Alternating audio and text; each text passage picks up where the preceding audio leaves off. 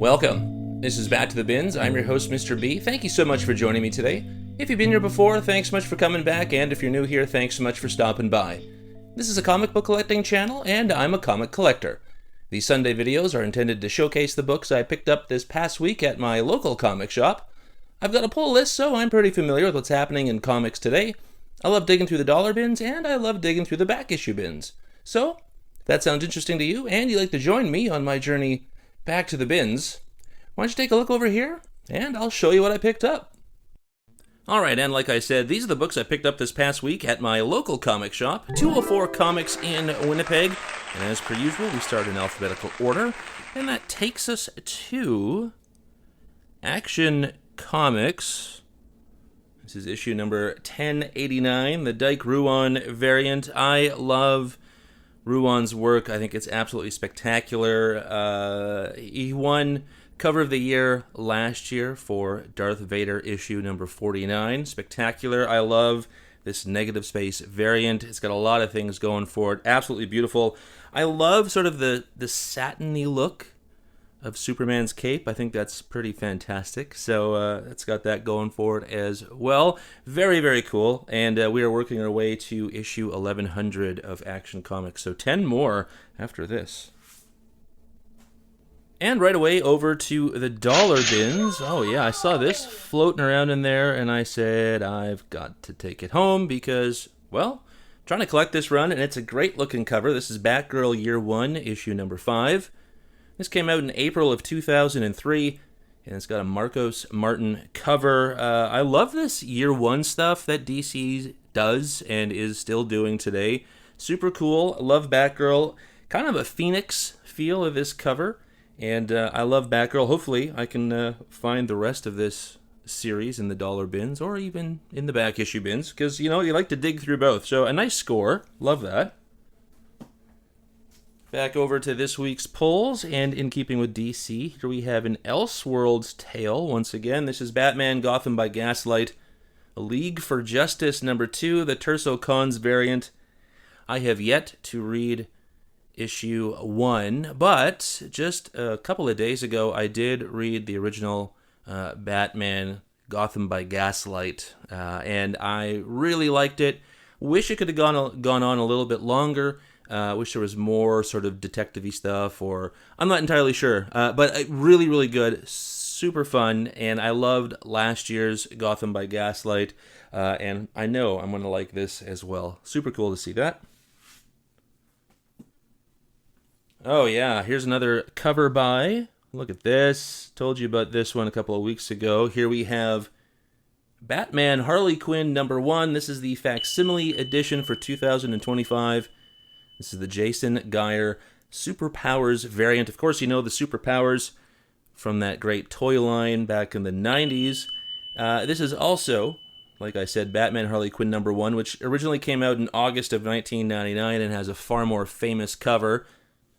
But I am collecting these Superpowers, at least within the Batman sphere. Super cool. If there was a Green Arrow one, I would definitely get that. But this is super cool. Love that. Love the packaging idea. Here we go, over to Marvel, a little series that they're doing with all of their villains. Here is Bring on the Bad Guys, Red Skull, issue number 1, the Andrea Sorrentino variant. I love the grim look here of Red Skull. Super, super cool. This is definite cover of the year material. I would love to see a portrayal of Red Skull like this in the MCU. I think that would just be fantastic. So I'm going to say this has got lots of potential for cover of the year. I really love these covers they're pulling off. Super cool. Of course, where there was one, there was two. Here we've got Bring on the Bad Guys, Red Skull, issue number 1. This time, the Miguel Mercado variant. This, to me, is just spectacular. I love the look of Red Skull here. This is so classic. So amazing. I would love to see a book where the illustration is like this. Like, let's see that. Miguel Mercado needs to do some interiors. Maybe he does. I should look into that. I shouldn't speak before I know. But man, oh man, another contender for cover of the year. 1 series, 2 covers, contenders. Unprecedented, folks. I love that. Been collecting these, of course, because, these are a little bit difficult to find in the back issue bins these days. Here is the Fantastic Four issue number 8. This came out in August of 1962 with an amazing story by Stan Lee, great cover and interiors by Jack Kirby. This is the first appearance of Alicia Masters, and yes, this is the 2025 facsimile. I don't know how far they're going to go with this run, like maybe the first 10 issues? Are they doing the first 25? I don't know. I would gladly go for that. When does the annual pop up? I'll see where I can find the annual. Maybe they'll do that as well. That would be really neat. I love being able to get those. But I also love being able to get these because Ryan North's work on this title is also fantastic. Here's Fantastic Four, issue number 2. This is the Humberto Ramos A cover. I'm always collecting the A covers for this title, and I don't think I've read issue 1 yet. I'm behind. I tell you that every week, and every week the madness just gets crazier and crazier. But we'll get there, and I'm looking forward to it because Ryan North has produced just an absolutely amazing run of Fantastic Four comics. Look for the trades, look for the back issues, do what you got to do, and get to this point. Have yet to see the movie, hoping to do that at some point. Where there's one Fantastic Four, there is another. Here we have, again, issue number 2. This is the Rose Besch variant. Love the portrayal here of Sue Storm. Love the roses in the background. Very cool. Super, super nice. Back over to DC. I have yet to have issue 1 pop up in my reading list, and I have said I'm not entirely sure if I do want to read this. Heard lots of bad things about it. But I do love the covers. So this is Fire and Ice When Hell Freezes Over, number 5. The Jack Hughes variant. Love this sort of fashion look here. Again, I don't know anything about these characters, their powers, or anything like that. I guess that would help if I would read this title. And it is in the list. Issue 1 is in the pile somewhere. I do it from front to back. We'll get there eventually as well. Then I will make my choice if I'm going to continue reading. But these covers for me, I've really enjoyed. I like that. DC does great work. I underestimated DC for far too long. But back over to Marvel. Here is Giant Size X-Men, issue number 2. Issue number 1 was alright, I guess. But I figured I had issue 1. I should get issue 2. I don't see in issue 3. This might be it. I'm not too sure, but this is Giant Size X-Men, issue number 2. This is the Lionel Francis U variant. Love the representation here of this X-Men team. A lot of my favorites. Very cool. I am not too sure who that is. If you know, let me know. I'm sure when I read this issue, I will find that out. But right now, I'm not entirely sure. And I'm trying to think back to issue 1. I don't recall who that could be. Okay, anyway. Not going to find out just staring at it. And over to the independent section of your local comic shop. One of my absolute favorite titles right now. This is a great little mini-series.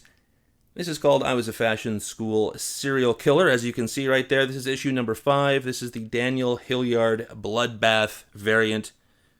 And if you've been reading this comic, you know what this cover is all about. I love this story. This is good stuff. This is, again, I say it when we talk about independent books.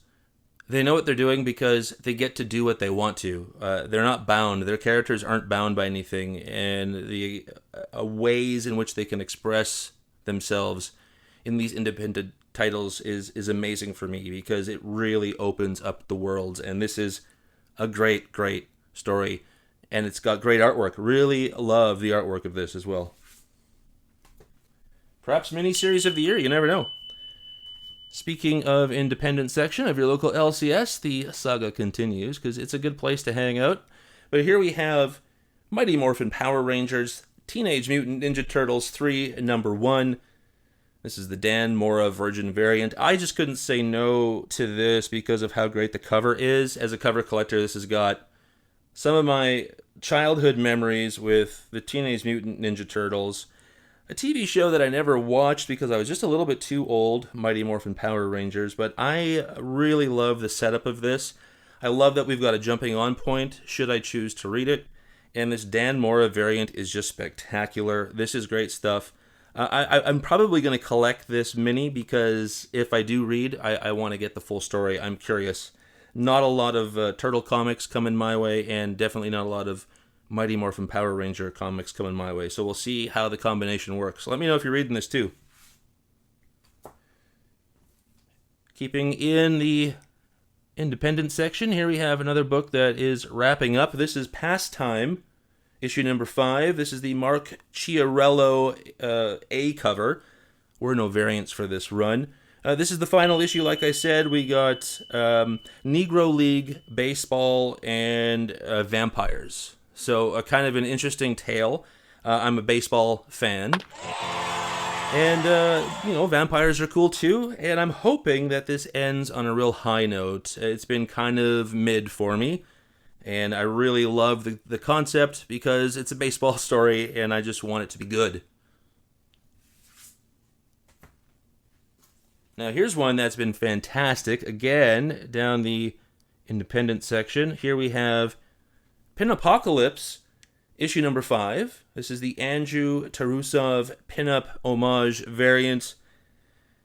Obviously, we've got some Coca-Cola advertisement kind of thing happening here. This is a fun story. Love the artwork. Love the innuendo. Love just where it goes. It's campy. It's good. And it's niche. And again, it's the beauty of independent comics. I really have been loving this series. So cool. And back over to Marvel. Here we have Spider-Man and Wolverine. This is issue number 4, the Tony S. Daniel variant. I can't say no to Tony S. Daniel cover. I love his work, and this is cool. Really loved issue 1. Have yet to read issue 2, and this is coming out every 2 weeks. I didn't realize that, so we're already at issue 4. Probably means it's going to be done after 5. I don't know. Haven't checked into it. Maybe I'll do that yet.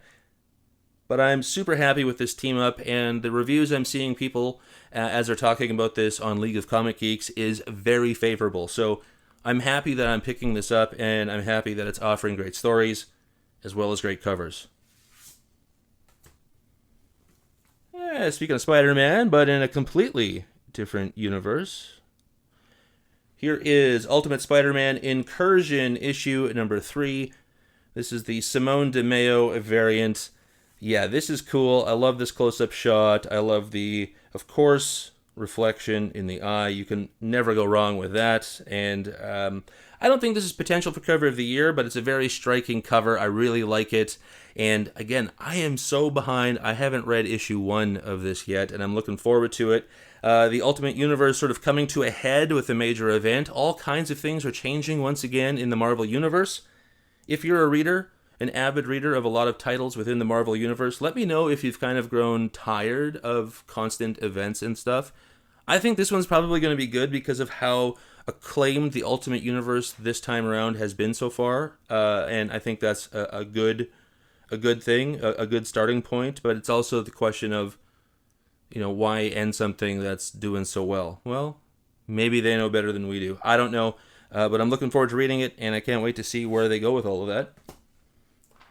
And then, again, another Marvel title and some more Disney-related stuff. Here we have Uncle Scrooge, Earth's Mightiest Duck, issue number 1. This is the Mark Brooks variant. I love Mark Brooks's work. And Uncle Scrooge, I was thinking about this. Fingers crossed, as we get closer and closer to the holidays. It's now August. This is running for a little while, so this will come out. There will be an issue that is around Christmas time. And fingers crossed, we do a bit of a Christmas Carol type thing with Uncle Scrooge here. That would be fantastic. I was a big fan of DuckTales. Always liked DuckTales. Always watched it. It was great to see this. I love Mark Brooks' work. Definitely a little bit different from what I'm used to with Mark Brooks when he was doing some of those X-Men or those Avengers titles. Do I know what I'm saying?